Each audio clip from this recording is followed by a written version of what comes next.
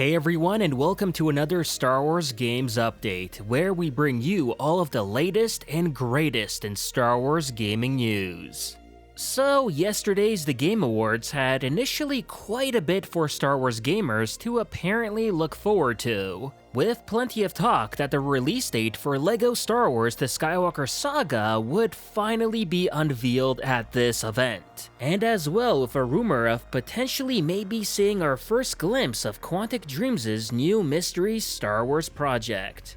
And, well, as it turns out, the thing that was more so of a maybe actually strangely turned out to be the real thing, giving us some amazing and jaw-dropping footage of the brand new announced Star Wars Eclipse. And it was so good that, I hate to say it, but it kinda also made up for LEGO's disappointment. Which we're gonna talk about this and that in a lot more detail, especially the lack of LEGO news. Well, actually, that's not entirely true, as there is at least some positive news to talk about there. And who knows, even a sign that the game is apparently in a good place too. And before we get into any of that, a quick reminder that if you do like these type of videos, then be sure to give it a like to show your support for this update series and the content within it. With that out of the way, let's get into it.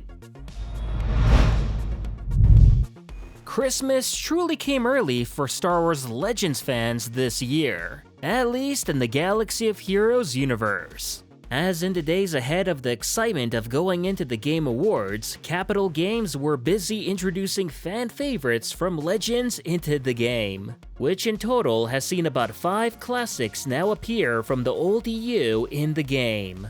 These being Kyle Katarn, a light side Jedi and Rebel attacker who, as we all know, is just a guy with a lightsaber and a couple of questions. Dash Rendar, a light side support scoundrel who, hey, back in the day he was everyone's favorite Han Solo ripoff clone, what have you. Darth Talon, a dark side attacker and Sith who, despite being a personal favorite of George Lucas, never quite got the spotlight that she fully deserved, and we all know thanks to the cancellation of the much talked about Darth Maul game. Then there's Starkiller, another dark side attacker but unaligned Force user who's always been best known simply as Darth Vader's secret apprentice in the Force Unleashed games, 2 classics right there. And finally, another certain fan favorite from the old EU that's most recently been unveiled in the game is none other than Mara Jade, a dark side attacker and also an unaligned Force user who's best known as being Luke's wife. So, no matter what your opinions are on Galaxy of Heroes as a game itself, one thing that can be for sure said about it is that Legends fans are definitely getting well looked after here. And that's something I'm sure we can all agree is no doubt a good thing. So, what seemed almost like a certainty turned out to be more so yet another disappointment, and yeah, you know what I'm talking about. I'm of course talking about LEGO Star Wars The Skywalker Saga, which in the weeks and days leading up to the Game Awards, it was said and teased many times that the release date would very likely finally be unveiled at the awards show. And as it turns out, that was not the case at all, leaving many unhappy LEGO fans needing to further wait on the big news on when exactly this much long-awaited game would really be coming out. And to see that the Game Awards came and went without even a peep of the Skywalker Saga doesn't exactly bode well. It's a strange feeling, I'm not gonna lie. Now, does this mean that it might see yet another delay ahead of its apparent early 2022 release? We don't know, and honestly, I'd rather not speculate on that. Possibly jinx something, given just how many times this game has seen delay after delay. But it's pretty evident that the game must be still dealing with some problems behind the scenes to, miss such a major gaming event. especially with how much they were teasing at least something ahead of the Game Awards through their short clips on their social media pages. As well, games analysts and many folks around the project suggesting that we should be seeing a release date drop at the Game Awards and all of that. But alas, nope, we didn't get any of that. And yeah, hopefully I'm just reading too much into this and it's really nothing but only a minor setback. As the recent good news about the game is that the Skywalker Saga has officially received its rating, rated E for everyone, no surprise there. But yeah, it got an official rating in both Brazil and Singapore for all major platforms, which means that the game is somewhat of a decent track towards its projected 2022 release. So we've at least got some positive news to share on the LEGO front. It's not all bad, there's still some good stuff to talk about. And let's not also forget that we're still due for some kind of game-related announcement from Lucasfilm later this month, as evidenced by the Bring Home the Bounty publishing campaign timeline, so, you know, there's a small chance that this could be something to do with LEGO The Skywalker Saga. And worst case scenario, if it doesn't, then hey, at least we'll still have another new Star Wars game or something of that sort to look forward to in the meantime. Speaking about new Star Wars games, but exactly like it was rumored to be, Quantic Dream delivered on showcasing their mystery project at the Game Awards, which of course was Star Wars Eclipse.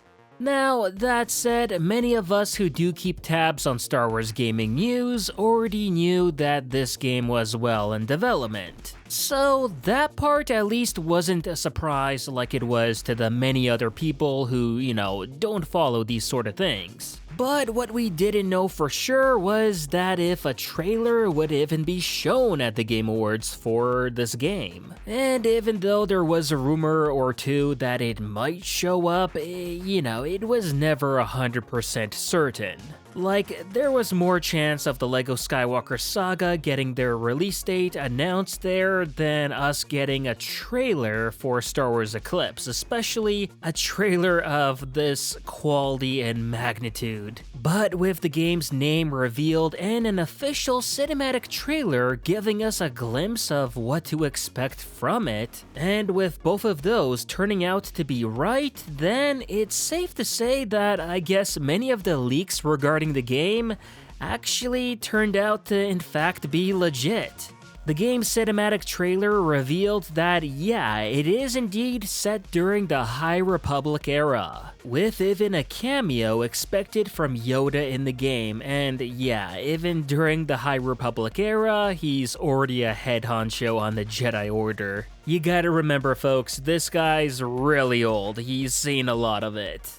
Along with this, we got shots of the Jedi Temple on Coruscant and plenty of glimpses of what looks to be some sort of apparent dark side alien race, who we can only assume will be the bad guys here, threatening the universe in some kind of way or manner. And unfortunately, since the Sith don't quite feature in the High Republic, we're just gonna have to hope that these guys are able to pull their weight here as the main villains. If that is even the case, as who knows, these aliens might even be the good guys. I doubt that, but you know, you never know. Like the old saying goes, never judge a book by its cover, so I suppose let's not judge these guys just yet?